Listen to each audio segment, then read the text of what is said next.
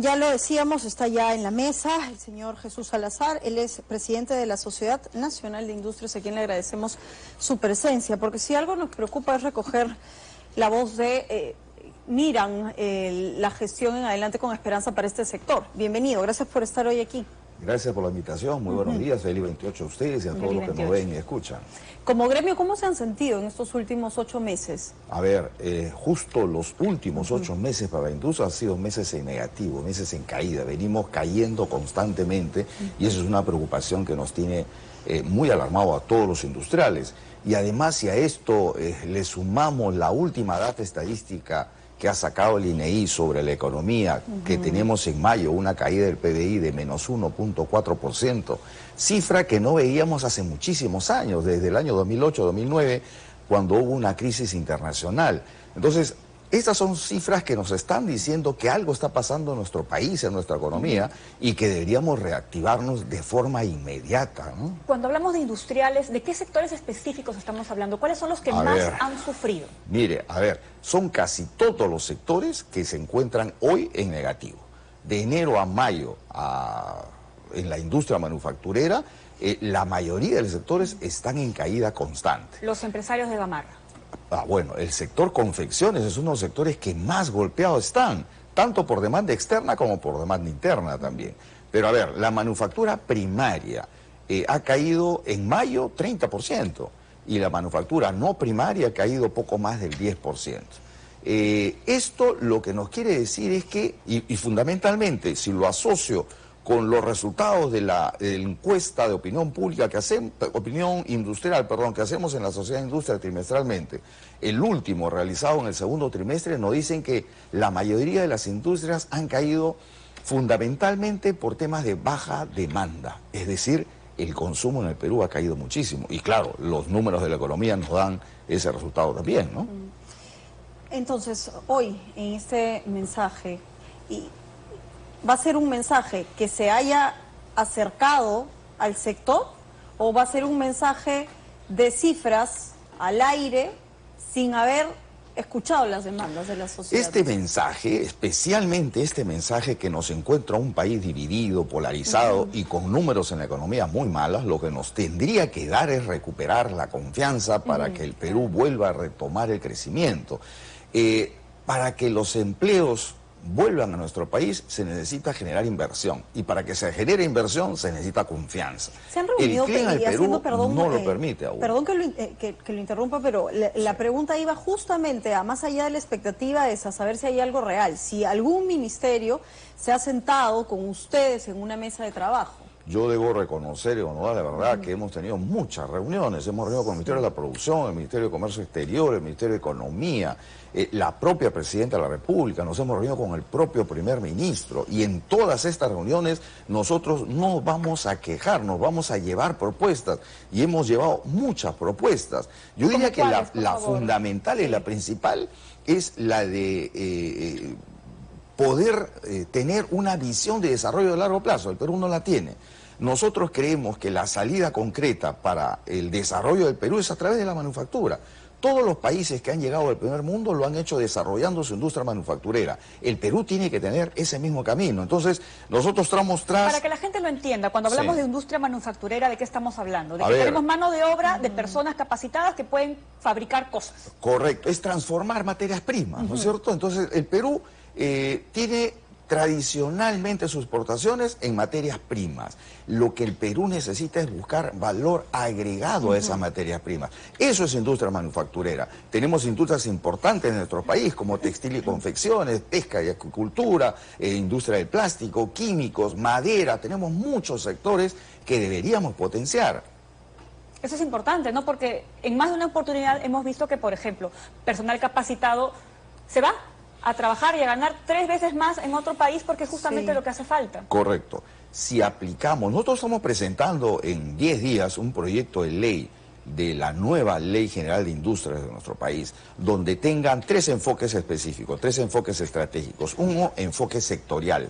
Entender que la manufactura, la industria, no es común en todos sus sectores y que cada subsector de la industria tiene su propia particularidad. Si yo hablo de confecciones, tiene su propia problemática. Si hablo de industria de la madera, también. Entonces, necesitamos un enfoque sectorial. Esos son políticas sectoriales. El segundo es una política territorial, un enfoque territorial. El Perú sigue mirando y concentrándose en Lima. El 60% de la producción nacional está en Lima. Y regiones como Huancavelica, solo el 0.1% de la manufactura. ¿Qué necesitamos? Buscar un país más homogéneo. La inversión productiva tiene que llegar a las regiones. Si el país quiere desarrollarse, tiene que hacer a través de sus regiones. Ya no podemos seguir centralizando todo en Lima. Ese es el segundo enfoque estratégico. Y el tercero es de sostenibilidad.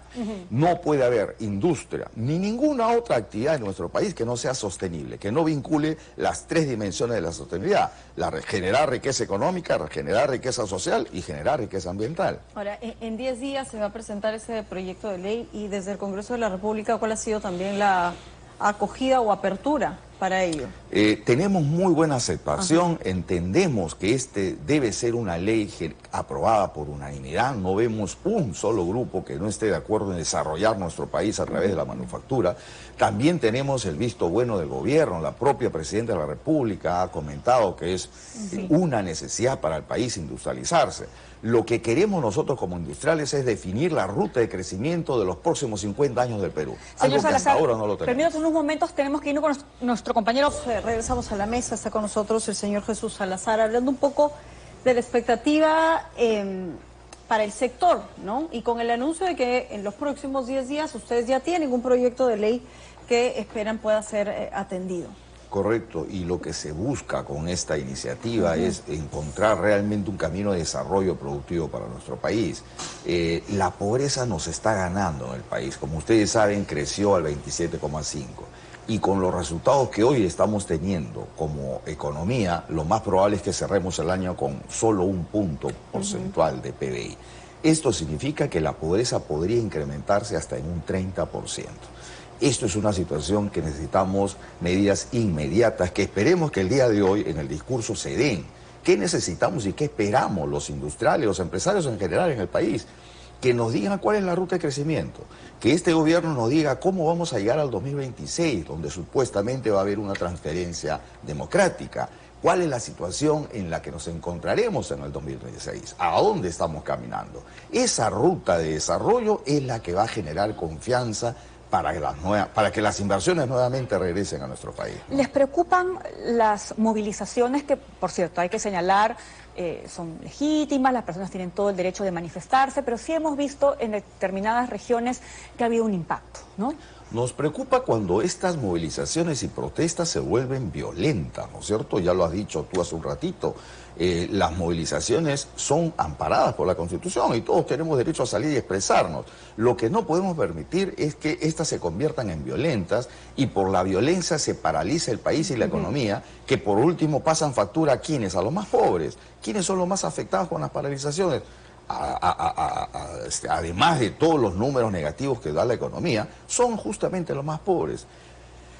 Los últimos datos que tenemos de hambre extrema del país nos dicen que son alrededor de 4 millones de peruanos que están en este sector de hambre extrema, es decir, que comen una sola vez al día. Aparentemente esto se está incrementando y nos conversan, nos dicen que va a salir un estudio donde estamos pasando a ser 6 millones de peruanos en hambre extrema. Estas situaciones necesitamos combatirlas. Pero esto no se saca con una ley, esto no se resuelve simplemente con buenos deseos y voluntades. Esto se resuelve teniendo un plan concreto de desarrollo de la economía. Necesitamos devolver a la economía su dinamismo. Hoy hay muchas empresas, industrias, sobre todo en la zona norte y sur del país, que están pasando por un grave problema de liquidez. Necesitamos darle o recuperar la liquidez en las empresas, en los consumos de las poblaciones. Que la gente tenga plata en el bolsillo para poder comprar. Es correcto. En el Perú hay 2,5 millones de microemprendedores de subsistencia, es decir, los que salen todos los días a buscarse su ingreso diario. Y ellos manejan un capital muy corto, que día a día se les va cortando porque tienen que gastar y seguir gastando para poder sobrevivir. Esto requiere de una ayuda inmediata del gobierno. El gobierno debería crear un crédito, un microcrédito directo a este sector, que ustedes saben es informal. Sí, por lo exacto. tanto, no van a acceder a una economía, a un crédito financiero bancario. No, recurren al gota a gota y están expuestos a la inseguridad. Exacto. Sí. Entonces, ¿qué debería hacer el Estado? Crear un sistema de microcréditos a través de una cuenta DNI en el Banco de la Nación, sin mayor trámite, donde se les dé capital de trabajo. De esta manera estaríamos dinamizando nuestra economía en 3.000, 4.000 millones de soles de un día para otro. Y no tengo ninguna duda que eso ayudaría mucho a mejorar el consumo en nuestro país. Ahora, ¿les preocupa que la agenda encuentre un punto de quiebre con el anuncio del niño global? Porque la mirada del gobierno es atender múltiples emergencias, pero cuando eso ocurre, y ya bastante bien lo conocemos, hay una política reactiva que va relegando sectores. ¿Este sería uno? Mire, el niño global ya nos ha pasado varias facturas. En la industria manufacturera de pesca, sobre todo primaria, en mayo cayó 70%, sí, porque la anchoveta se fue de nuestro litoral. Han habido y van a seguir habiendo impactos en la economía y en varios sectores de la industria. Esto debió haber sido trabajado con mucho más tiempo de anticipación. No sé si ustedes tienen conocimiento, hay un fondo creado por el gobierno para el gasto en las regiones, para prepararnos a minimizar los impactos del fenómeno del niño. ¿Cuánto se va gastando de ese presupuesto al día de hoy? 13,3%. O sea, lo que nos preguntamos es qué pasa con el Estado. ¿Por qué ante una emergencia como la que estamos viviendo no tiene la rapidez y la eficacia de actuar? Lo mismo podríamos decir del gasto público, que ahora, no llega ni siquiera al 30%. Del gobierno central es que, bueno, la responsabilidad está descentralizada también y que los responsables en este caso serían los gobernadores regionales. Sí es cierto, hay 3 niveles de gobierno. El gobierno nacional como tal va gastando alrededor del 33%. El gobierno regional, si no me equivoco, no llega al 30%, y por último está el gobierno local. En las 3 instancias no vemos eficacia del gasto, porque si yo estoy en un país en emergencia, con los problemas económicos y los ratios económicos que estamos comentando mal, negativo, necesitamos acelerar el gasto público, que eso genera un efecto multiplicador en el gasto privado. Sí. En los 4 últimos trimestres, el indicador de inversión privada viene cayendo, está en negativo. La inversión pública no se está dando, no llega al 30%. Entonces yo me pregunto, si el país está en emergencia, ¿no deberíamos acelerar todos estos procesos para generar gasto público que mejore la demanda? Y entonces, ¿qué está pasando, no? ¿Qué está pasando, no? ¿Y cuándo es que se acaba esta preocupación, el interrogante? Señor Salazar, gracias por haber estado esta mañana con nosotros, acercándonos a la situación de un sector sin duda tan importante y que hoy también espera con mucha expectativa este mensaje a la nación. Pero ahora vamos a ver los saludos que han enviado algunos funcionarios y ciudadanos.